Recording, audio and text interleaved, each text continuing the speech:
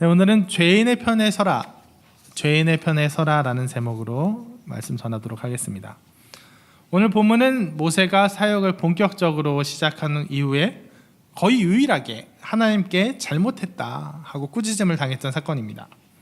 물이 없어 원망하는 백성에게 하나님은 바위에게 명령하여 물을 내라라고 하셨는데, 모세가 그 말을 따르지 않고 지팡이로 바위를 내리쳐서 물을 내버린 사건, 이 사건의 잘못으로 인해서 모세는 가나안 땅에 들어가지 못하게 됩니다. 그런데 사실 많은 사람들이 이 본문을 읽으면서 의아함을 느낄 거예요. 아니, 이것 때문에 들어가지 못했다고? 어떻게 보면 정말 작은 실수예요. 하나님 말씀대로 100% 순종하지 않았던 건 맞지만 순간적으로 너무 화가 난 나머지 그냥 반석에다 화풀이한 정도인 것 같은, 그냥 어쨌든 물은 나왔잖아요. 어쨌든 백성의 그 원망에 대해서 하나님께 간구해서 하나님의 이름으로, 하나님 능력으로 한 거 아니에요. 그래서 이 사소한 문제인 것 같은, 그냥 회개하고 용서 구하면 언제든지 돌이켜 주실 것 같은 이런 문제를 가지고 모세가 가나안에 들어가지 못했다는 게 좀 의아할 수밖에 없어요. 모세가 누굽니까? 40년간 광야에서 박박 구르면서 그 누구보다 헌신적으로 하나님께서 맡기신 사명 감당했던 사람 아니에요? 하나님께서도 모세와 나는 정말 친하다, 직접 다른 선지자한테는 내가 그냥 계시를 뭐 주지만 모세하고는 내가 직접 얼굴 보고 말하는 사이다, 이런 선지자는 이전에도 없고 이후에도 없다, 이렇게 하신 그런 사람이잖아요. 그런 사람이, 그렇게 헌신적인 사람이고 그렇게 대단한 사람이 평생 꿈꿔왔던 가나안에 들어가지 못했을 만한 잘못이라면 뭔가 좀 더 그럴듯한 것이어야 될 것 같습니다. 정말 이 정도 가지고 하나님께서 못 들어가시게 했다면 그건 너무 쪼잔해 보이기까지 해요. 하나님이 절대 쪼잔한 분이 아니신데 말이에요. 그러니까 분명 여기에는 그저 얼른 모세가 하나님 말씀 안 들었네 그냥 하고 넘어갈 것이 아닌 좀 더 심각한 의미가 있음이 분명합니다. 그럼 대체 뭐가 문제인가 하고 본문을 찬찬히 들여다보면 우리는 여기서 두 번째 의아한 구석을 발견할 수 있어요. 하나님이 이러셨다고 의아했고, 또 이번엔 모세가 이랬다고 하고 의아합니다. 모세가 백성들을 향해서 맹렬히 분노하며 노를 바라고 있는데 이 모습이 사실 정말 의아한 모습이거든요. 여러분, 모세가 어떤 사람이죠? 정말 부드럽고 온유한 사람이에요. 이 사람 모세는 온유함이 지면의 모든 사람보다 더하더라. 같은 성경 민수기의 13장에 나와 있는 얘기입니다.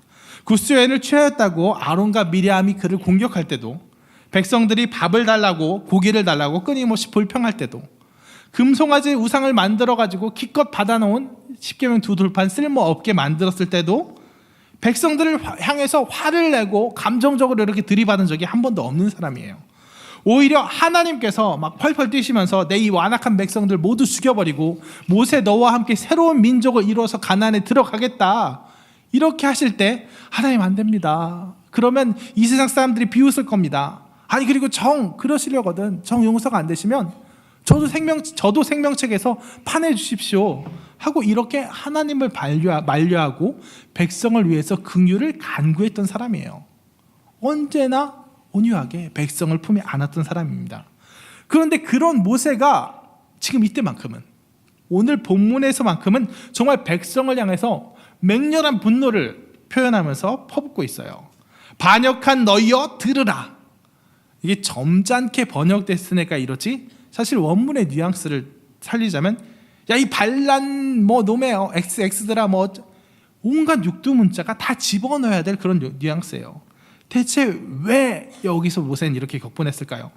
사실 이스라엘 백성들이 원망하고 불평하는 그거 사실 일상이잖아요. 이때만 그랬어요? 아니요, 수백 번 그랬어요. 수백 번 좀 오버였고 수십 번 그랬습니다. 정말. 근데 원망의 내용을 따져봐도 아니, 물이 없다, 이건 좀 큰 거잖아요. 만나가 싫어요, 맛이 없어요, 고기가 먹고 싶어요, 막 이렇게 배부른 소리 했을 때 오히려 모세가 더 화를 내면 이해가 하는데, 물이 없어요, 당장 죽게 생겼어요. 그래서 좀 어지간히 믿음 있는 사람 아니면 흔들릴 수 있겠다, 사실 약간 그럴만도 하지 하고 이해가 갈 만한 이 상황에서, 진짜 죽고 사는 문제로 백성들이 원망했던 이 상황에서 모세가 갑자기 이렇게 화를 내는 게 잘 이해가 가지 않을 수 있습니다. 이 의아함을 풀기 위해서 우리는 성경 한 군데를 더 살펴봐야 됩니다. 어디냐면 출애굽기 1장 7절 17장 1절부터 7절인데 다시 찾고 하면 시간 걸리니까 그냥 제가 빠르게 읽어드리겠습니다.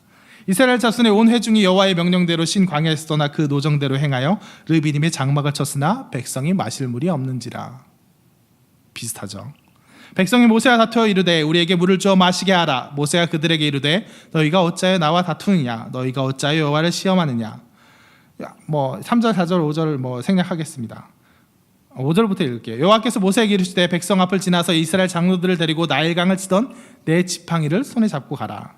내가 호렙산에 있는 그 반석이 거기서 내 앞에 서리니 너는 그 반석을 치라. 그곳에서 물이 나오리라. 물이 나오리니 백성이 마시리라. 모세가 이스라엘 장로들의 목전에서 그대로 행하니라. 그가 그곳 이름을 마사 또는 무리바라 불렀으니. 어때요?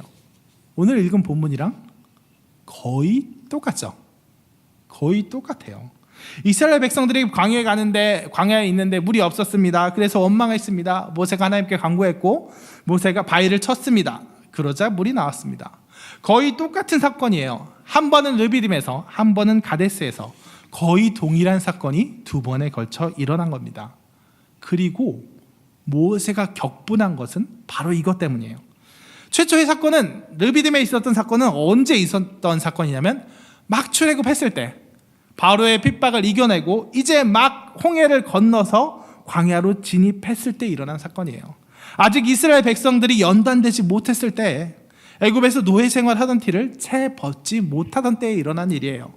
그래서 그들이 하나님을 온전히 믿지 못하고 끊임없이 원망 불평하다가 유명한 사건 다 아시죠? 열두정탐 사건 때 갈렙과 여호수아만 우리 이길 수 있다. 하나님이 주신 그들은 우리의 밥이다. 하고 나머지 10사람은 못 이긴다. 우리 죽었다. 애굽으로 돌아가자. 막 이래가지고 이스라엘 백성들이 10사람 말 쫓아갖고 하나님에 대한 불신앙 최대한 드러내다가 결국 가나안에 못 들어가게 되는 벌 받고 그 40년간 광야에서 떠돌면서 다 죽었죠. 그래서 르비딤에서 그 사건 최초 불신앙 사건 있고 불평불만 사건 있고 그 다음에 불평불만 하다가 40년 동안 떠돌다 다 죽었어요. 그래서 애굽에서 나온 1세대들은 갈렙과 여호수아만 빼고 거기서 다 죽고 오늘 본문의 사건은 그렇게 40년이 지난 지금 이제 막 다시 가나안으로 들어가려고 하는 바로 그때 일어난 겁니다. 그래요. 믿음 없는 1세대를 다 죽고 믿음 없는 1세대는 다 죽고 이제 믿음의 2세대가 들어간다. 흔히 말하는 광야학교 40년 그 40년을 거친 믿음의 준비된 세대가 들어간다. 이제 너희들 광야 헤매지 말고 자 가라 가나안으로 해서 첫 발을 내디든 그 가데스에서 딱 똑같은 사건 홍해 건너고 바로 일어난 그 사건이 딱 일어난 겁니다. 이제 막 가나안으로 들어가려는 찰나에 모세의 기분이 어땠을까요? 오늘 본문에 이 일이 일어나자마자 모세는 예전의 일을 떠올렸을 거예요. 정말 이제 막 가나안으로 가고자 할 때 일어났던 동일한 사건이요. 그러면서 원망 불평 거듭하다가 끝내 가나안으로 들어가지 못했던 그들 40년 동안 광야에 떠돌면서 다 죽었던 그들 동시에 말하면 모세로 하여금 덩달아 가나안에 들어가지 못하고 가나안을 40년 동안 헤매게 만든 그 이스라엘 백성들의 완악한 모습이 오늘 본문의 백성들의 모습에게 똑같이 겹쳐졌을 겁니다. 그러면서 이렇게 생각이 들겠죠. 또냐? 또 그래? 아니 너네도 그러냐? 너희 아버지 세대들은 그렇게 광야에서 끝이 났는데 너희마저 그러느냐? 이번에도 강한 입성은 허락되지 않는단 말이냐? 실망과 분노, 좌절감이 그를 사로잡았을 거예요. 40년 동안 광야를 떠돌았는데 전혀 바뀌지 않는 조금도 변하지 않은 것 같은 그 원망과 불평의 모습에 모세는 자기의 40년 사역이 허사로 돌아가 버리는 것 같은 절망과 무력감에 사로잡혔을 겁니다. 그래서 모세의 입에서 그들을 향해서 불같은 말, 맹렬한 분노가 쏟아져 나오는 거예요. 반역한 너희여 들으라. 이 말은 그저 화를 쏟아내는 것이 아닙니다. 그냥 욕설이 아니에요. 그냥 너무 화가 나서 하는 말이 아니에요. 모세는 그 순간 백성들과 자기를 단절시켜버리는 겁니다. 반역한 너희여 이렇게 말하는 순간 모세는 더 이상 그들과 함께하지 않아요. 예전에는 하나님 이 백성을 내쫓으시려고 하든 용서 안 하려고 하든 저도 판해 주십시오 하고 그들과 함께 하나님의 긍휼을 구하고 정말 내가 죄인의 편에 서겠습니다. 나도 똑같은 죄인입니다. 그들과 운명을 같이 하겠습니다. 하던 그런 모세지만 이제는 어때요? 반역한 너희여, 잘못한 너희여. 모세와 백성들은 이때 분리가 되는 거예요. 그리고 들으라, 가만히 앉아 들으라. 내가 너희에게 어떻게 하는지 보라. 내가 너희를 어떻게 다루는지 보라. 내가 어떤 능력으로 너희의 코를 납작하게 하는지 보라. 내가 너희를 어떻게 처리하고 징치하는지 두고 봐라. 그 순간 그는 옳은 사람으로서, 죄짓지 않은 사람, 그럴 만한 의와 공로가 있는 사람으로서 백성들을 판단하고 정지하고 있는 거예요. 그러니까 과거의 모세, 죄지은 백성들 편에 서서 하나님께 함께 긍휼함을 강구했던, 공동체의 죄가 곧 나의 죄입니다 하고 함께 강구했던, 저 역시 죄인입니다 하는 그런 고백을 하던 모세는 없고, 나는 그러지 않았는데 너희는 죄를 지었구나, 내가 너희의 죄를 치리하겠노라 하고 의인임을 자부하는 모세만 남는 거예요. 그리고 그 순간 그는 세 가지의 죄를 저지르고 마는 것입니다. 첫 번째는 실망과 불신앙이에요. 오늘 본문을 보면 12절에 하나님께서 모세를 꾸짖으시면서 내가 나를 믿지 아니하고 너희가 나를 믿지 아니하고라고 했어요. 의아합니다. 아니 하나님, 내가 언제 하나님 믿지 않았습니까? 하나님 믿었기 때문에, 의지했기 때문에 백성이 원망했을 때 하나님께 간구한 거 아닙니까? 아니요, 안 믿었어요. 모세가 안 믿은 건 뭐예요? 하나님께서 분명히 이 이스라엘 백성을 가나안으로 들어보내시겠다고, 자 이제 네가 들어갈 때다라고 했는데 안 믿은 거예요. 왜? 내 판단이 앞서서, 내 기대가 앞서서. 뭐 요즘 목사님 칼럼이나 설교 주요 주제기도 하죠. 실망이 뭐예요? 실망은 바로 불신앙이에요. 불신앙. 이 백성, 이스라엘 백성이 들어가겠지, 하나님 말씀하시니까 들어가겠지 하고 생각했는데, 그리고 기대했는데 그냥 내 기대, 내 생각이었던 거예요. 그래서 내 판단에 얘네들 또 이러네, 얘네들 또 변하지 않네, 또 이 자리네 하는 생각이 들으니까 이 사람에 대한 기대가 무너지고 실망하게 되니까 하나님 말씀, 하나님 약속도 잘 기억이 안 나는 거예요. 안 믿어지는 거예요. 모세가 이 백성들 향해서 맹렬히 불을 발한 그 순간, 이 백성 또한 가나안에 들어가지 못하는 것이 아닌가 하고 의구심에 사로잡힌 그 순간 그는 하나님의 계획과 하나님의 인도하심에 대한 신앙을 저버린 겁니다. 잊어버린 거예요. 실망은 곧 불신앙입니다.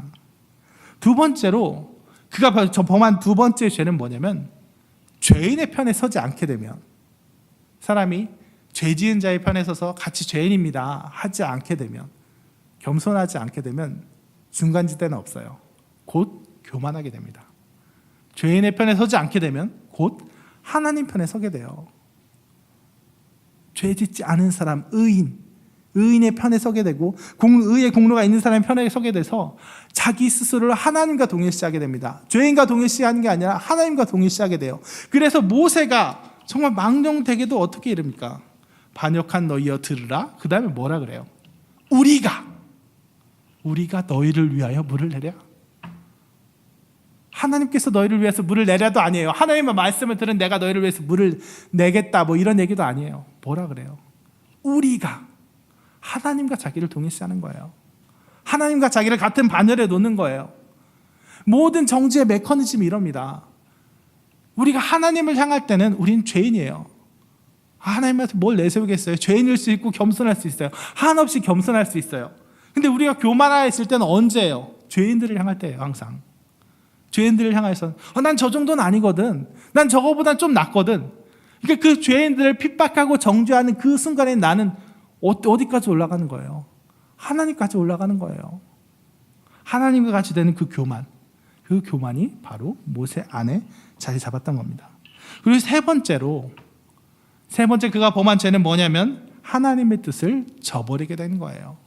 그래서 정말 하나님의 기대에 실망하고, 하나님의 계획에 실망하고 불신앙하고, 자기 스스로를 하나님과 같이 되게 여긴 다음에 하나님의 뜻이, 하나님의 계획이 귀에 들어오지 않는 거예요. 자기 마음대로 하는 겁니다. 자기 생각대로 하는 겁니다. 하나님 기대 못하고 대신 내가 하나님처럼 되어서 하나님 뜻이 아니라 내 마음대로 하는 거예요. 하나님께서는 분명히 그에게 바위에게 명령하여 물을 내라고 하셨어요. 왜요? 오늘 말씀하시듯이 하나님의 이름을 더 거룩하게 드러내기 위해서, 하나님께 영광 돌리기 위해서. 그런데 모세는 듣지 않고 바위를 치는 겁니다. 왜요? 첫 번째 그랬거든요. 첫 번째 르비딤 때에 그랬어요. 하나님께서 초반에는 출애굽 초반에는 모세에게 엄청나게 힘을 실어 주셨어요. 왜 그랬겠어요? 모세가 힘이 있어야 사람들이 모세를 보고 그를 의지해서 하나님을 만나고 모세를 의지해서 모든 것이 이루어졌기 때문에 하나님이 일부러 그렇게 어떻게 보면 쇼맨십을 허락해 주신 거예요. 지팡이 들으니까 홍해가 갈라지고 지팡이로 반석을 치니까 물이 나오고, 그래서 마치 그러니까 여기에 강조점을 두신 거예요. 모세가 하나님의 정말 능력 있는 종이구나. 모세를 따라가면 되겠구나. 모세가 인도한 대로 가면 하나님의 인도하신 대로 내가 같이 쫓아갈 수 있겠구나. 근데 이제는 어때요? 충분히 다 교육이 됐으니까 이제는 네가 드러날 때가 아니라 니는 슬슬 가려지고 내 이름을 앞세워라. 나의 이름으로 바위에게 명령해서 정말 너를 이제 드러내지 말고 나의 이름을, 나의 거룩함을, 나의 능력을 드러내라 하신 그 깊은 뜻이 있는데 모세 어때요? 안 들려요. 아마 격분했기 때문일지도 몰라요. 아니면 마음이 너무나도 앞서서 그랬을 줄 몰라요. 하나님의 그 계획과 하나님의 뜻이 있는데 그게 안 들리는 거예요. 교만하니까. 하나님에게는 이미 실망했으니까. 그래서 자기가 예전에 했듯이 그냥 자기가 해오던 대로, 이럴 땐 경험이잖아요. 나 이럴 때 이런 사건이 있었어. 그럼 내가 바위를 쳤더니 물이 나왔어. 하나님께. 그래서 자기의 지혜대로, 자기의 경험대로, 자기가 해봤던 그대로 바위를 치는 거예요. 하나님께 기도했을 뿐 하나님의 능력을 구했긴 했지만 그 가운데는 어때요? 자기 능력에 대한 확신, 자기 경험에 대한 확신이 그를 사로잡은 거예요. 그러니까 결국 그는 어떤 사람이 되었냐? 40년간 하나님께 헌신하면서 정말 40년간 백성들을, 정말 원망 불평 가득한 백성들을 이끌면서 어느 순간 자기도 모르게 쌓인 자기 의와 공로가 모세를 사로잡았던 겁니다. 그래서 그 순간 그게 빚어나온 거예요.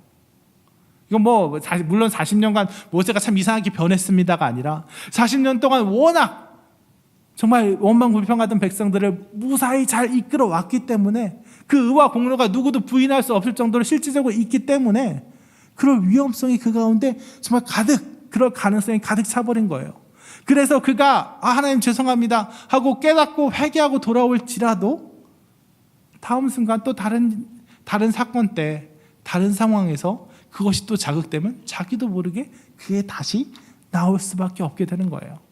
그래서 어떻게 하신 겁니까? 하나님께서 그를 가나안으로 들어가지 못하게 하시고 그를 데려가시면서 그의 최후를 본 사람도 없게, 무덤조차도 아는 사람도 없게 하심으로써 모세가 우상화가 되고 모세가 의와 공로의 그 화신으로서 마치 하나님과 같은 사람으로서 이스라엘 가운데 존재하는 걸 막으셨던 거예요. 모세가 가나안에 들어가지 못한 이유는 뭡니까? 모세 역시 죄인들을 정죄하면서 자기 의와 공로에 사로잡혀서 하나님을 불신하고 마치 자기를 하나님과 같은 교만의 그 함정에 빠뜨린 다음에 하나님의 뜻을 저버리고 자기의 뜻대로 행하게 된 겁니다. 이것을 오늘 우리에게 바로 적용해 봤으면 좋겠어요. 우리 역시라고 하기 전에 우리는 모세와는 비교도 안 되는 사람들이죠. 모세와는 비교도 안 되는 의와 공로 가지고 우리는 얼마나 쉽게 남을 정죄하고 판단하는지 몰라요. 정말 저 사람, 정말 내 눈에 그 조그만 잘못 드러난 그 사람을 향해서 우리는 너무나 쉽게 판단합니다. 그럴 때 우리는 모세가 범했던 것처럼 똑같은 세 가지 잘못을 하는 거예요. 첫 번째, 하나님께서 하실 것을 기대하지 않는 겁니다. 우린 너무나 쉽게 결론 내려요. 너무나 쉽게 결론 내린다고요. 우리가 만나는 사람 오래 만나고 많은 걸 보지도 않았는데 그냥 드러나는 한 단면, 드러나는 한 사건 가지고 그를 너무 쉽게 낙인 찍고 정지해버립니다. 저 사람 저런 사람이야. 내가 저 사람 지난번 봤는데 예배 시간에 딴짓하고 하품하고 있었어. 사모함이 없는 사람이야. 유치한 예입니다만 저 사람 누군가 목소리 높여서 막 싸우는 거 봤는데 정말 인격의 바닥을 봤어. 저 사람의 인격은 저거야 하고 너무나 쉽게 판단해버려요. 근데 생각해 보세요. 따져보세요. 그 사람이 드러난 조그만 죄가, 그 사람이 드러낸 조그만 죄, 얼마나 죄의 분량이 있잖아요. 내가 숨기고 있는 죄보다 큰가요? 아니에요. 그 사람 드러냈을 뿐. 사실 사람들은 더 많은 죄의 부분, 엄청난 죄를 숨기면서 살아요. 근데 빙산의 일각밖에 안 되는 그거 드러났다고 해서 저 사람은 저런 사람이고 난 아닌 사람이고 너무나도 쉽게 판단하고 정해버려요. 그래서 그 사람의 회복보다는 그 사람에게 임한 긍휼을 간구하기보다는 배제하고 쳐내는 것에 주력해요. 그 사람은 아닌 사람이야 하고 딱 정해버린 거예요. 이것은 하나님께서 그 사람을 향해서 갖고 계시는 계획을 믿지 않는 거예요. 불신하는 거예요. 정말 그 사람이 내게 드러낸 정말 작은 단면의 죄 가지고 하나님께서 그를 어떻게 인도하시고 어떻게 회복시키시고 어떻게 그의 단점마저 사용하셔서 어떻게 선하게 사용하실지도 모르는데 그런 계획과 그런 비전들을 난 모르겠다 하고 전혀 기대하지 않고 배제하는 겁니다. 하나님의 계획을 불신하는 거예요.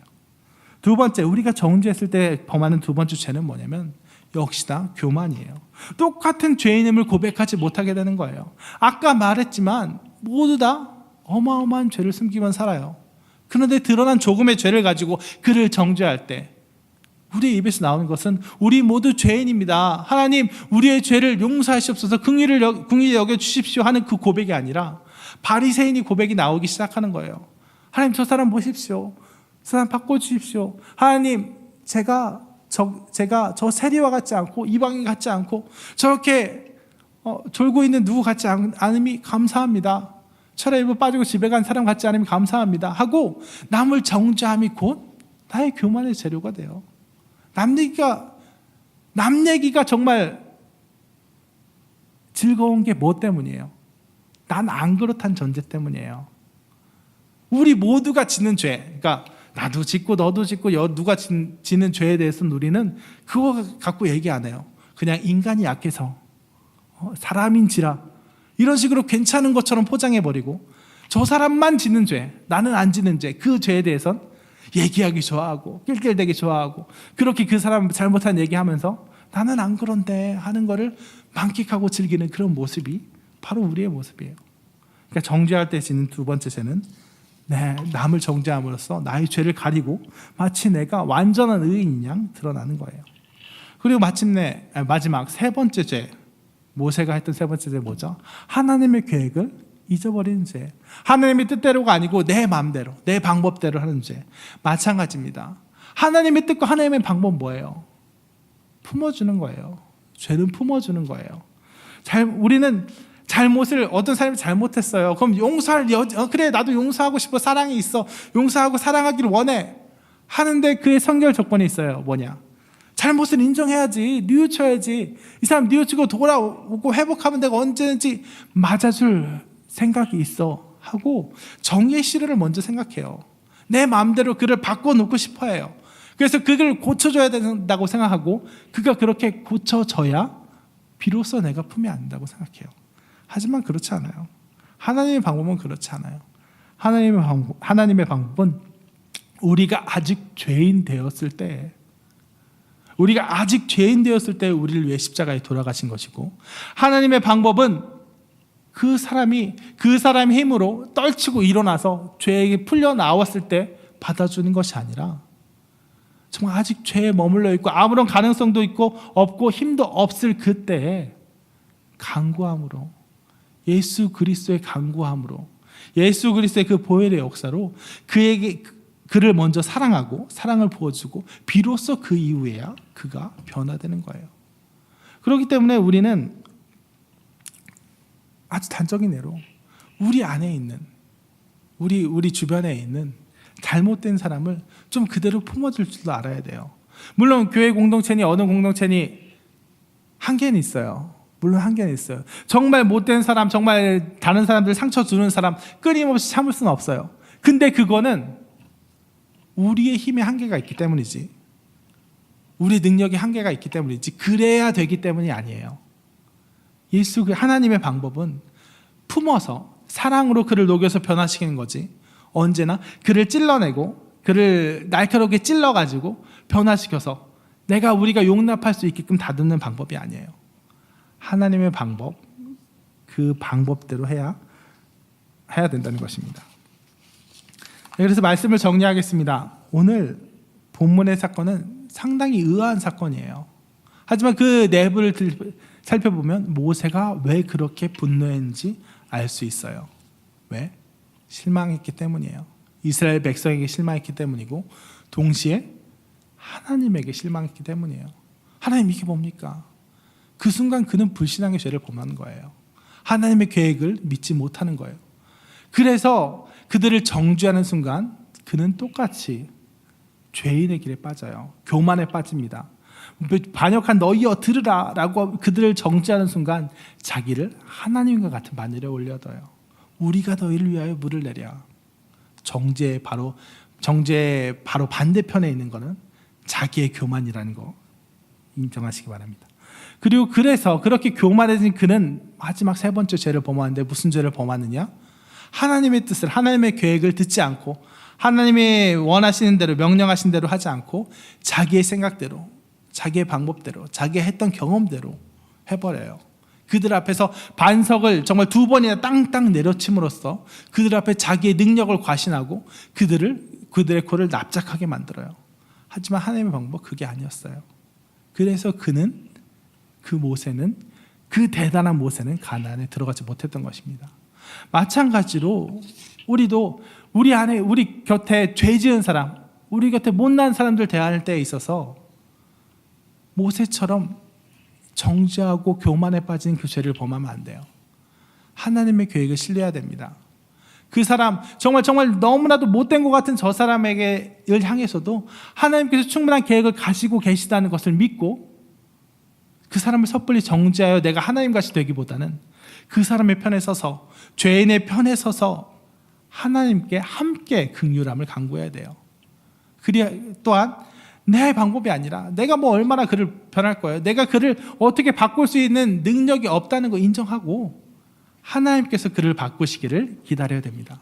그럴 때 우리들 진정한 사랑의 그리스도인, 정죄와 교만이 아니라 사랑과 포용으로 진정한 공동체를 이루는 그런 그리스도인이 될 거예요.